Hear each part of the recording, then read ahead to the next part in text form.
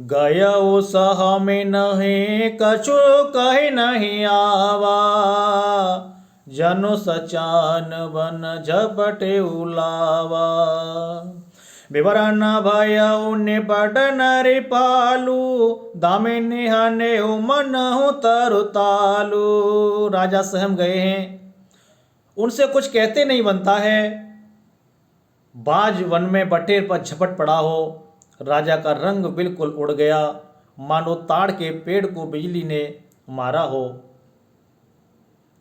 माथे हाथ मुदि दो लोचन, तनु धरि सोचु लागे जन सोचन।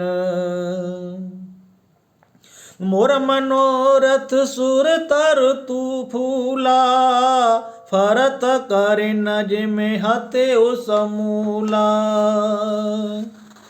माथे पर हाथ रख करके दोनों नेत्र बंद करके राजा ऐसे सोच करने लगे हैं, मानो साक्षात सोच ने शरीर धारण कर लिया हो, चिंता ने शरीर धारण कर लिया हो।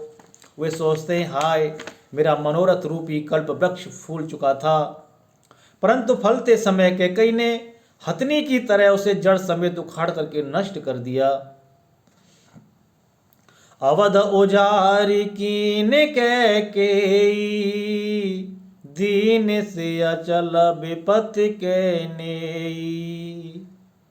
कैकेयी ने अयोध्या को उजाड़ दिया और विपत्ति की अचल सुदृढ़ नींव डाल दी। कवने अवसर का भयउ गयउ नारी विश्वास, जोग से दिफल समय जिमें जते अवेद्या नास।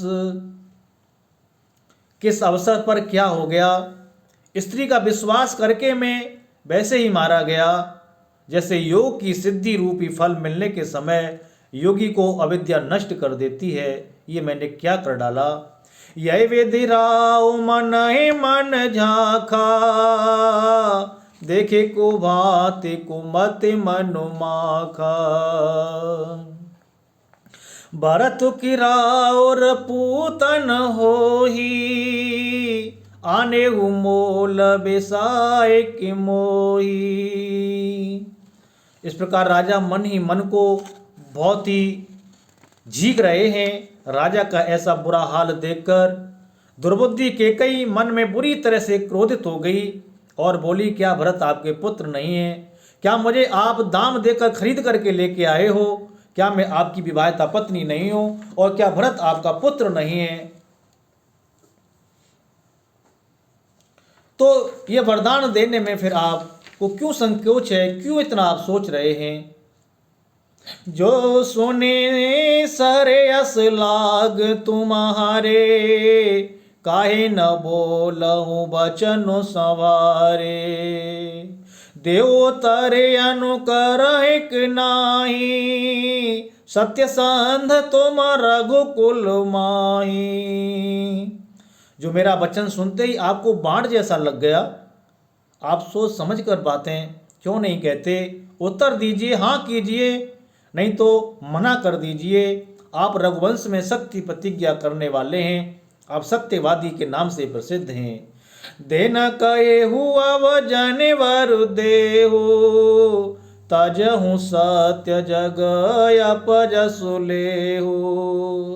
सत्य कराहे कहे हूँ वर देना, जाने उले यही मांग चवेना।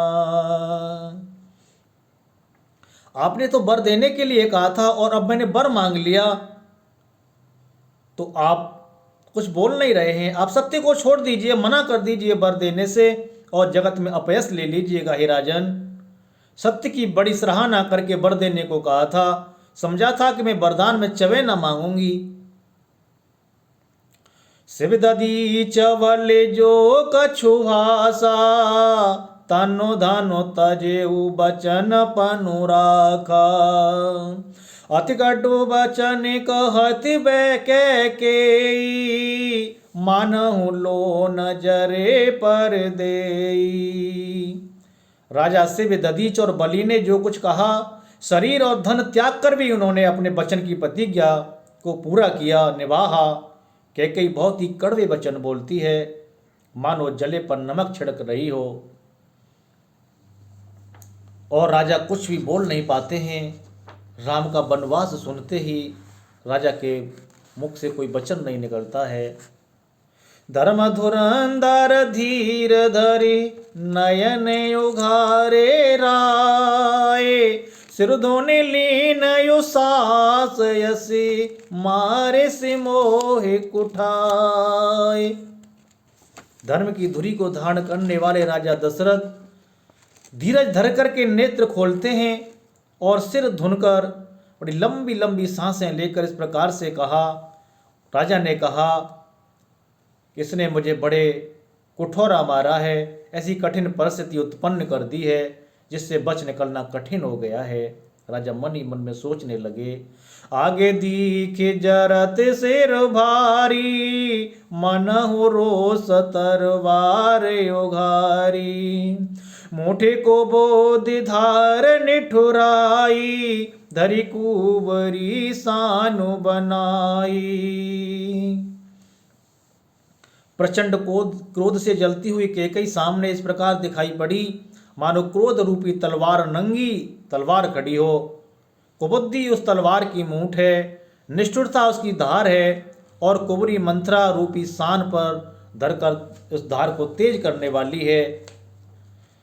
लखी महीप कराल कठोरा, सत्य के जीवहु ले यही मोरा, बोले राव कठिन कर छाती, बानी सविनयता सुहाती। राजा ने देखा कि तलवार बड़ी भयानक और कठोर है। राजा अपनी छाती को कड़ी करके और बहुत ही विनम्रता के साथ कैकई को प्रिय वचन लगने वाली वाणी बोले, प्रिया बचन कस कहश कुभाती, भीर प्रतीत प्रीत करिहाती, मोरे भरत राम दो आँखी, सत्य कहूँ करे शंकर साखी। हे प्रिय, हे भीर, हे कैकई, विश्वास और प्रेम को नष्ट करके ऐसे बुरे वचन क्यों कह रही हो? मेरे तो भरत और रामचंद्र दो आंखें हैं, दोनों मेरे लिए एक ही हैं। मैं सभी को, शंकर जी को साक्षी मान करके सत्य वचन कहता हूँ। अवश्य दूत तुम्हें पठबहु प्राता, एहि बेग सुनत दो भ्राता, सोधे न सोधे सब साजु सजाई, देव भरत कहूँ राजु बजाई। मैं अवश्य सवेरे ही दूत भेजूंगा, दोनों भाई भरत और शत्रुघ्न को ननिहाल से बुला लूंगा और अच्छा मुहूर्त निकलवा करके मैं पूरे राज्य में डंका पिटवा करके भरत को राज्य दे दूंगा। इसमें मुझे बिल्कुल भी कोई भी संदेह नहीं है। लोभो न राम ही राजु कर, बहुत भरत पर प्रीत, मैं बड़ छोट निवा विचार जिय, करत रहे नृपनीत। और कहते हैं कि राम को भी बिल्कुल भी कोई भी किंचित मात्र इसमें बिल्कुल भी उन्हें लोभ नहीं है, राज्य का कोई लोभ नहीं है राम को। और राम तो भरत को बहुत प्रेम करते हैं। बस वो तो मैंने एक छोटे बड़े का विचार करके राम को राज तिलक देने के लिए विचार किया था। इस प्रकार से भक्तजनों राजा कैकई से कहते हैं। आगे इसकी कथा आप आगे वीडियो में सुनेंगे। आप सब लोग खुश रहें और हमारा चैनल देखते रहें। जय श्री राम।